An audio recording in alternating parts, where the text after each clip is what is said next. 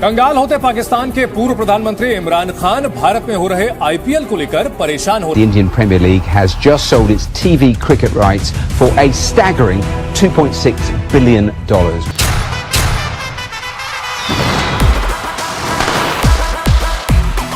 अगर मैं आपको बोलूं कि बीसीसीआई आईपीएल की एक ओवर को आपके मोबाइल और टीवी पर दिखाने के 3 करोड़ रुपए चार्ज करता है तो इस पर विश्वास नहीं होता है, right? So let me break this down for you. IPL ने इस साल अपने मीडिया राइट्स स्टार नेटवर्क को 23,575 करोड़ रुपए में बेचे हैं और उसने अपने डिजिटल राइट्स वाईकॉम 18 यानी कि जियो सिनेमा को 23,758 करोड़ रुपए में बेचे हैं, जो कि टोटल निकल करके आता है 48,390 करोड़। और ये राइट्स इन दोनों कंपनीज को अगले 5 सालों के लिए दिए गए हैं। तो अगले 5 साल में आईपीएल के टोटल 410 मैचेस होने हैं, तो एक मैच की टोटल वैल्यू निकल करके आती है 117 करोड़ रुपए। और एक मैच में 20 ओवर होते हैं, इसलिए एक ओवर की जो टोटल वैल्यू निकली वो है 2,95,00,000 रुपए, which is very close to 3 crore rupees. और अगर हम एक बॉल की कीमत निकालें तो ये है 49 लाख रुपीज, यानी कि लगभग 50 लाख रुपए।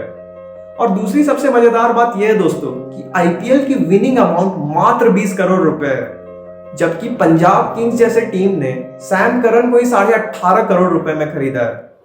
तो आज की वीडियो में हम ये डिस्कस करेंगे कि आखिर आईपीएल पैसे कैसे कमाता है और आईपीएल का वो कौन सा ऐसा बिजनेस मॉडल है जिसके थ्रू गुजरात टाइटंस जैसी टीम 7,000 करोड़ रुपए में बिकती है, जबकि आईपीएल की विनिंग अमाउंट तो मात्र 20 करोड़ रुपए है।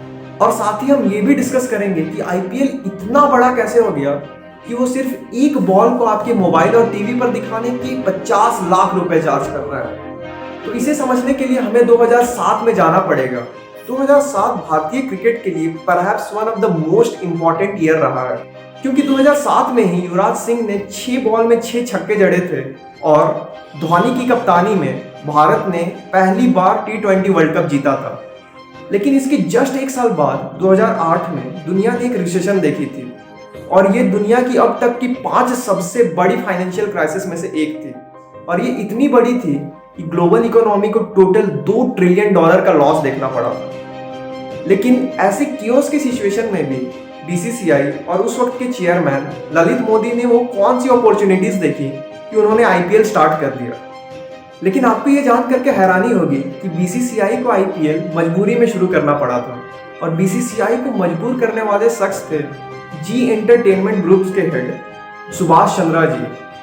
तो सुभाष चंद्रा ने 2007 में आईसीएल लॉन्च किया था, जो कि आईपीएल के कॉन्सेप्ट पर ही बेस्ड थी, जिसमें अलग अलग स्टेट्स के अलग अलग टीम्स खेल सकती थी और जिसमें वर्ल्ड के सारे प्लेयर्स आकर के पार्ट ले सकते थे।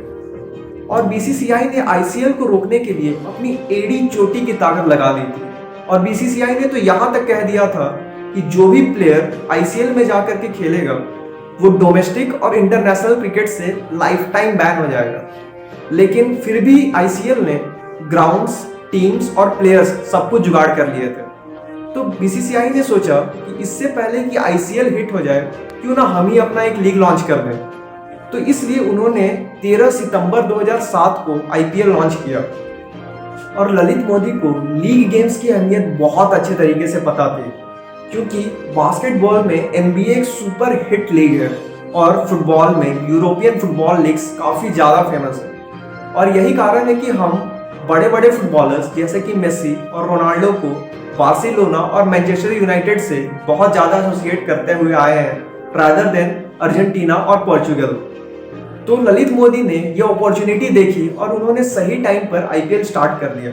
लेकिन शायद ही किसी ने यह सोचा होगा कि 2008 में शुरू हुई ये लीग दुनिया की सबसे वैल्यूएबल लीग्स में से एक बन जाएगी। पर बीसीसीआई ने ये किया कैसे? तो इसके लिए सबसे पहले हमें उन प्लेयर्स को समझना होगा जो कि इस पूरे इकोसिस्टम में इन्वॉल्व है। तो आईपीएल की इस इकोसिस्टम में सबसे पहली और सबसे बड़ी प्लेयर है बीसीसीआई, जो कि आईपीएल को कंडक्ट और ऑर्गेनाइज करवाती है।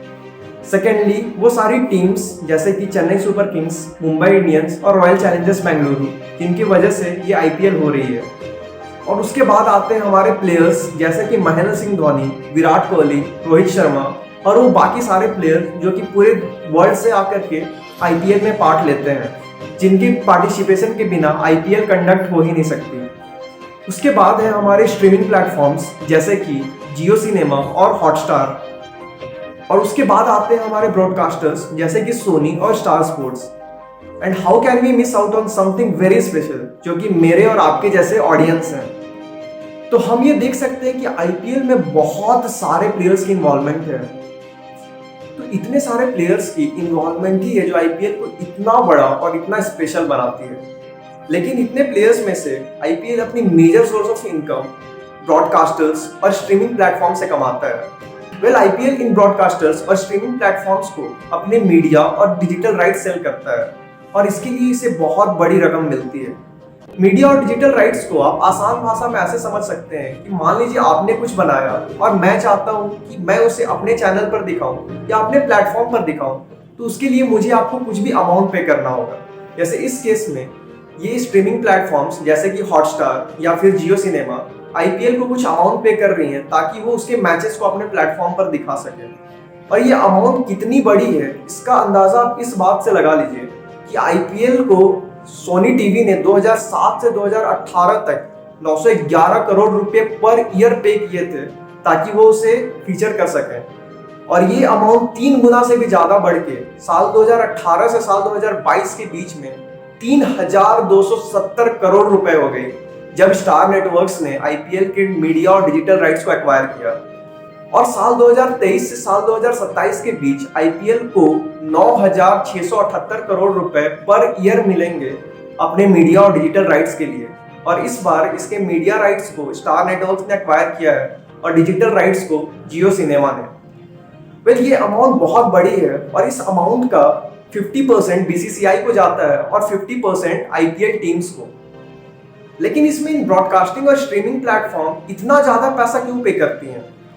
इससे भी वह अपना प्रॉफिट निकाल ही लेती है, क्योंकि आईपीएल के बीच में जो 10 सेकेंड की एक एड प्ले होती है उसके लिए ये प्लेटफॉर्म्स 15 लाख रुपए ऑन एन एवरेज चार्ज करती है। और ये जो फी है वो आपकी नॉर्मल मैचेस की फी है।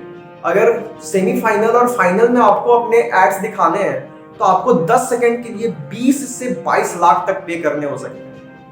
ये आईपीएल की सबसे मेजर सोर्स ऑफ इनकम है। सेकेंडली आती है आपकी टाइटल स्पॉन्सरशिप। जैसे आईपीएल सिर्फ आईपीएल के नाम से नहीं जाना जाता, इस बार उसे टाटा आईपीएल के नाम से जाना जा रहा है। पहले इसे वीवो आईपीएल के नाम से जाना जाता था, और उससे पहले भी पेप्सी आईपीएल के नाम से जाना जाता था। ये अमाउंट भी काफी बड़ी होती है। और साल 2008 में जब आईपीएल शुरू हुई तो डीएलएफ ने टाइटल स्पॉन्सर बनने के लिए आईपीएल को पर ईयर 40 करोड़ रुपए पे किए थे। और साल 2013 से साल 2015 के बीच पेप्सी आ गई और उसने आईपीएल को 70 करोड़ रुपए पर ईयर पे किए। और 2015 से 2017 तक वीवो रही और उसने 100 करोड़ पर ईयर पे किए। और इसके बाद उन्होंने अपने इस कॉन्ट्रैक्ट को रिन्यू किया और उन्होंने आईपीएल को 440 करोड़ रुपए पर ईयर पे किए। लेकिन 2020 में गलवान घाटी में विवाद के चलते भारत और चाइना के बीच में थोड़े रिलेशंस बिगड़े थे, इसलिए वीवो को टाइटल स्पॉन्सरशिप छोड़नी पड़ी और 2020 की टाइटल स्पॉन्सर ड्रीम 11 रही। लेकिन 2021 में फिर से वीवो आ गई और अभी 2022 और 2023 के लिए टाटा है टाइटल स्पॉन्सर, और वो पर ईयर 335 करोड़ रुपए पे कर रही है। ये अमाउंट काफी बड़ी है, और इस अमाउंट का 50% बीसीसीआई खुद रखती है और 50% टीम्स को दे देती है। इसके बाद आती है हमारे इंडिविजुअल ब्रांड्स जो कि टीम के साथ कोलैबोरेट करती हैं। तो आपने ये नोटिस किया होगा कि हर एक टीम की जर्सी पर किसी ना किसी ब्रांड्स के लोगो या इमेजेस लगे हुए रहते हैं। तो ऑन एन एवरेज हर एक ब्रांड किसी भी टीम को 50 से लेकर के 100 करोड़ तक पे करती है ताकि वो उसकी जर्सी पर फीचर हो सके। और किसी भी टीम की जर्सी में ऑन एन एवरेज 10 ब्रांड्स होते हैं। लेकिन ब्रांड्स इतना ज्यादा क्यों पे करती हैं किसी भी टीम को? इसकी सबसे बड़ी कारण ये है कि उन्हें इसकी वजह से काफी अच्छी मार्केटिंग मिल जाती है। और ब्रांड्स जो पे कर रही है किसी भी टीम को, वो उस टीम की ब्रांड वैल्यू पे डिपेंड करता है। जैसे कि चेन्नई सुपर किंग्स की टोटल फैन फॉलोइंग 32 मिलियन की है, वहीं मुंबई इंडियंस की 31 मिलियन की है, और रॉयल चैलेंजर्स बैंगलोर की 26 मिलियन की है। तो किसी भी आईपीएल टीम का मेजर फोकस आईपीएल जीतने पर नहीं बल्कि अपनी ब्रांड वैल्यू पर काम करना होता है।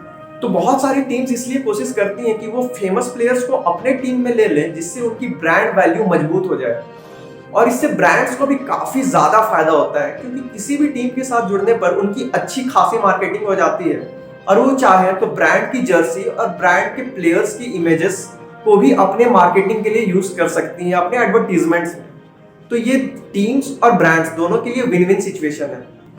Lastly IPL teams ticket sale के थ्रू भी पैसे कमाती है, जैसे कि पिछले साल एक मैच में ऑन एन एवरेज 5 करोड़ की टिकट सेल हुई थी और इस टिकट सेल की 80% होम टीम के पास रेवेन्यू जाती है और 20% होम क्रिकेट एसोसिएशन के पास।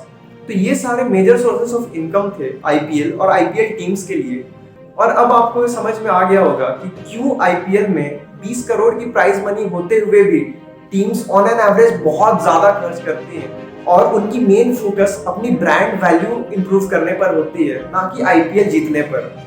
और इसलिए भी टीम्स कोशिश करती हैं कि फेमस प्लेयर्स जैसे कि विराट कोहली, महेंद्र सिंह धोनी, रोहित शर्मा, ये लोग उनकी टीम्स में आ जाए, जिससे कि उनकी ब्रांड वैल्यू इंप्रूव हो जाए। लास्टली ऐसा नहीं है कि आईपीएल ने सिर्फ पैसे कमाए हैं, आईपीएल बीसीसीआई के लिए एक बैकबोन की तरह है और उसके रेवेन्यू में सबसे ज्यादा कंट्रीब्यूट करती है। आईपीएल की वजह से बीसीसीआई की रेवेन्यू में काफी ग्रोथ हुई, जिसकी वजह से देश में स्टेडियम्स की इंफ्रास्ट्रक्चर पर काफी काम हुआ। और एक रिपोर्ट के मुताबिक साल 2015 में आईपीएल ने देश की जीडीपी में 1115 करोड़ रुपए कंट्रीब्यूट किए थे। और आईपीएल से सबसे ज्यादा फायदा उन क्रिकेटर्स को होता है जो कि लोअर लेवल्स पर खेलते हैं, क्योंकि उन्हें पता है कि आईपीएल में जाने के लिए उनका इंटरनेशनल मैचेस खेलना जरूरी नहीं है। अगर उन्होंने डोमेस्टिक मैचेस में अच्छा परफॉर्म किया तो उनकी सिलेक्शन आईपीएल टीम्स में हो सकती है और आईपीएल टीम्स में अच्छा परफॉर्म करने पर वो इंडियन टीम्स में भी सिलेक्ट हो सकते हैं, जैसे कि हार्दिक पांड्या सिलेक्ट हुए थे। वेल, लेट्स होप कि आईपीएल इसी तरह ग्रो करता रहे और देश की जीडीपी में कंट्रीब्यूट करता रहे। अगर आपको ये वीडियो पसंद आया हो तो इस वीडियो को लाइक जरूर करना, ताकि यूट्यूब एल्गोरिदम को भी ये पता चले, और इस चैनल को सब्सक्राइब करना मत भूलना। Till then, thank you, bye bye, जय हिंद।